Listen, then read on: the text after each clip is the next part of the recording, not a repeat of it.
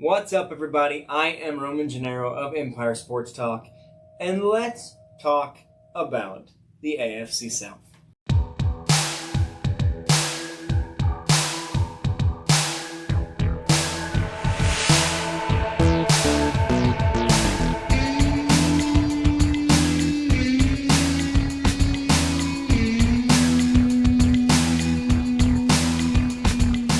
Alright, we've done a couple of these division by division NFL videos. First the East, then the North. Now we were talking about the AFC South, and I have a lot to say. So, this division, in my opinion, this division probably has the most play of any division in the league this year. But I'm going to go off first reactions here. I'm going to go off my gut on this. And I think first place in the AFC South is going to go to the Houston Texans. Now, there was a bit of a step back for the Houston Texans, and more specifically CJ Stroud a year ago. I don't think that's super fair because he had such an insane rookie season that there was nowhere to go in year two but down. And I wonder if we're going to see that this season with Jaden Daniels as well, because there was nowhere else to go.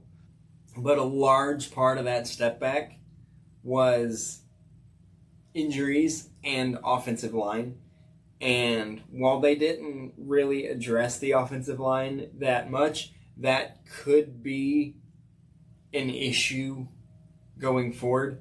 But with Nico Collins back, and yes, they are likely to start the season with Joe Mixon on IR, but they did bring in Nick Chubb, which I think is huge. But they also brought in Christian Kirk, Braxton Berrios, Irv Smith at tight end. They did bring in Trent Brown and Cam Robinson on the offensive line, as well as Ed Ingram and Laken Tomlinson. But I think the biggest news, possibly, for the Texans is that they brought in edge rusher Danielle Hunter, which I think is nothing to look past. But they also brought in safety C.J. Gardner-Johnson. They brought in linebacker E.J. Speed from the division rival Indianapolis Colts.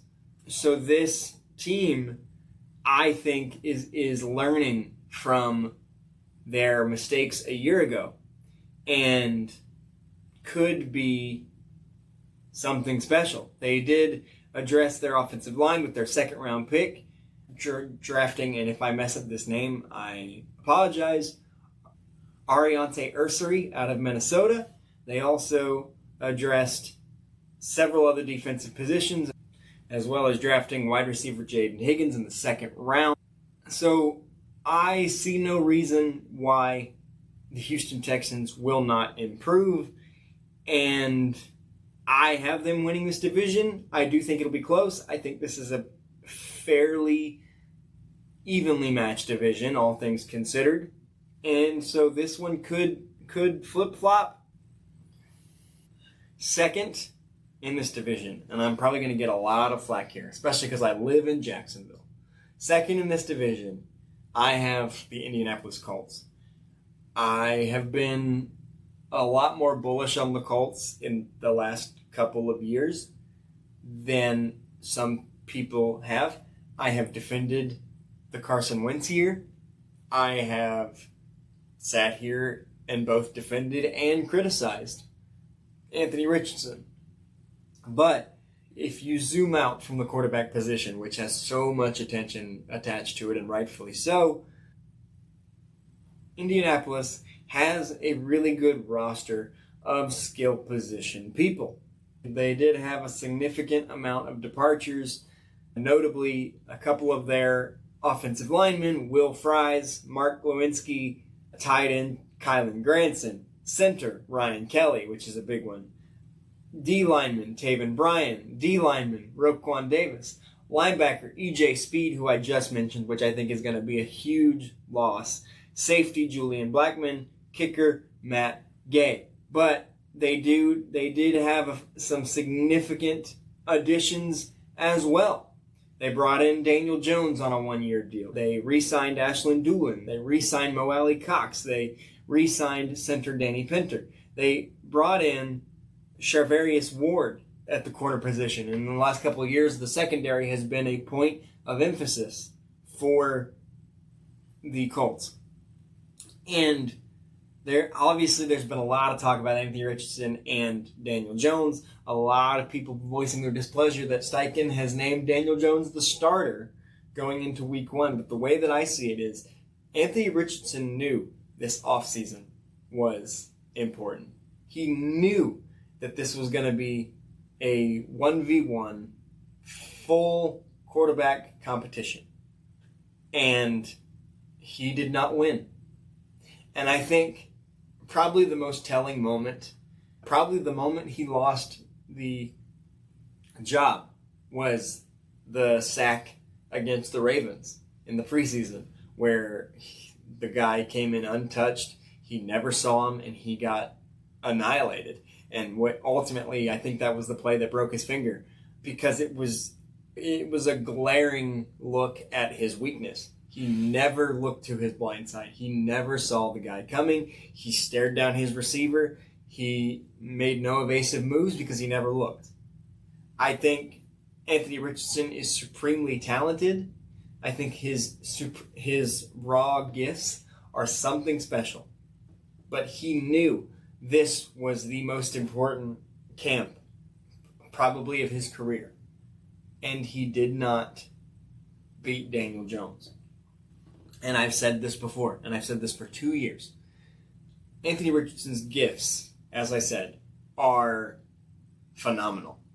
But it doesn't matter how far you can throw the ball. It doesn't matter what you can do with 70 yards of field in front of you. If you cannot complete the 3rd and 2, 8 yards in front of you, with the wide receiver streaking across the middle, if you cannot hit him in stride on a 3rd and medium, 3rd and short, it does not matter what you can do on your own 30 with the long bomb, because you're going to get maybe one of those a game, maybe 2.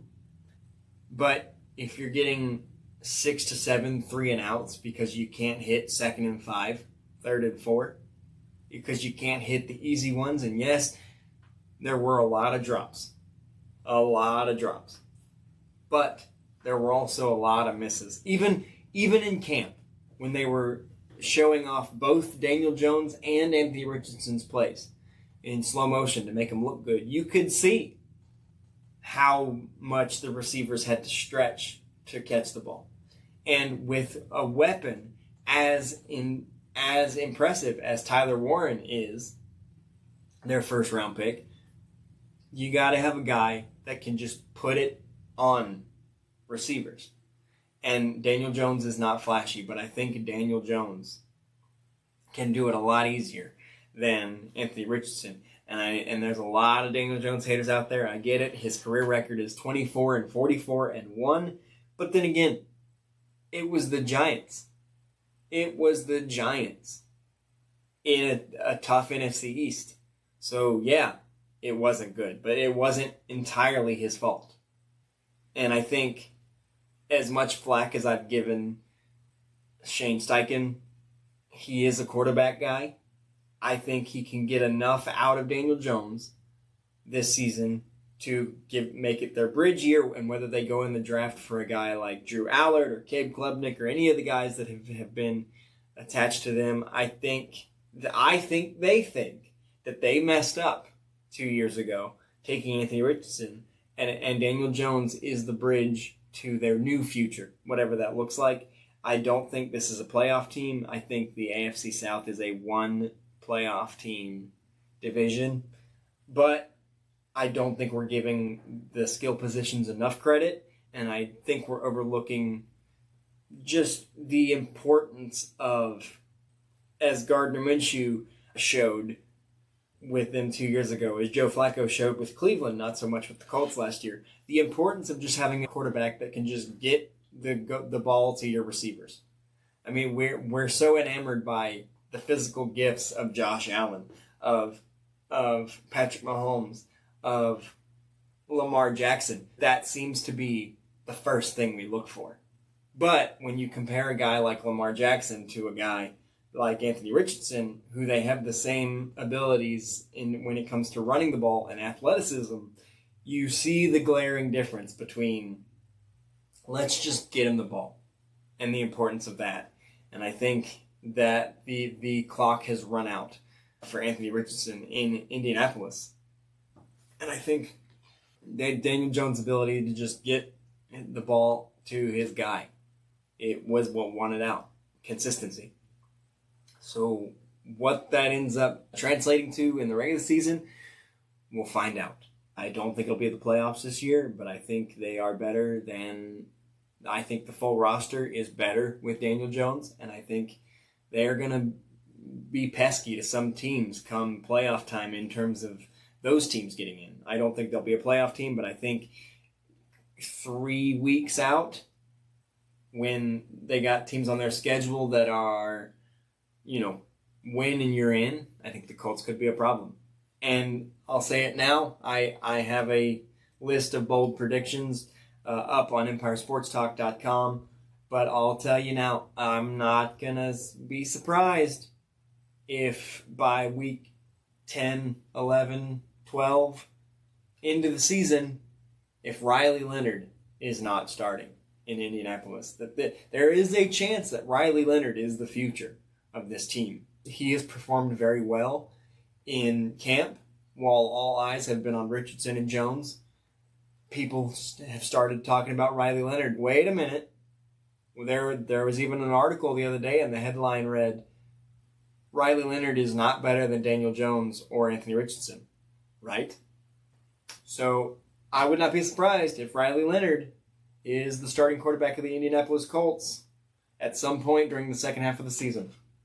Third, and I know this is where my home city is going to yell at me, Jacksonville Jaguars. We've expected them to be the playoff darlings for a few years now. And I'm just not buying it anymore. I need to see it. There's a coaching change. Liam Cohen is now the head coach. They have Travis Hunter. And they have paid Trevor Lawrence. I'm looking at their additions for the season, and nothing jumps out. I think this is an average team at best. I have seen too much with this franchise in the 14 years since I've lived in Jacksonville. I just don't. I don't think there's anything here. I don't think this is the playoff team. I think it's an important year for Trevor Lawrence because they paid him all this money and this team does not inspire confidence. And that coaching hire does not inspire confidence. I think there's too much talent on rosters around them. I think CJ Stroud is too good. I think the Texans are too good. I think there's too much individual talent on Indianapolis. I think there's a massive culture change happening in Tennessee right now with Cam Ward. I think too much is happening around them. I don't expect much from the Jacksonville Jaguars. And I'm going to move on from there because I know I've got friends that may see this video in Jacksonville that are not happy with me. Tennessee Titans. As I just said, we are witnessing a big culture change. Do I think it's going to be enough for them to make the playoffs in year one of Cam Ward? No, absolutely not. But everything I've heard from Cam Ward at the podium this offseason has been work, to quote Rihanna. And I think it's going to take a few years, but I think we're going to start seeing Cam Ward take the reins and lead this team to more and more relevance each year. So, AFC South, pretty cut and dry, but there is a lot of play in this division. I believe it was Mike Tannenbaum on ESPN said that he could see Tennessee making the playoffs. I don't see that at all. But I think they could mess things up for other teams. I think Daniel Jones could turn back the clock to the year that he led the Giants to the postseason. I think the Texans could get their offensive line in order. Liam Cohen could be the greatest thing to ever happen to Jacksonville since Mark Brunell or whatever. There's a lot of play in this division. You could put these 4 teams in any order, and I'd at least hear you out. But for now, my order is Houston, Indy, Jacksonville, Tennessee. That is my prediction for the AFC South. And on the next video, we will do the AFC West, which is probably the most intriguing division in all of football going into 2025. Until then, I am Roman Gennaro for Empire Sports Talk, and we'll see you on the next video.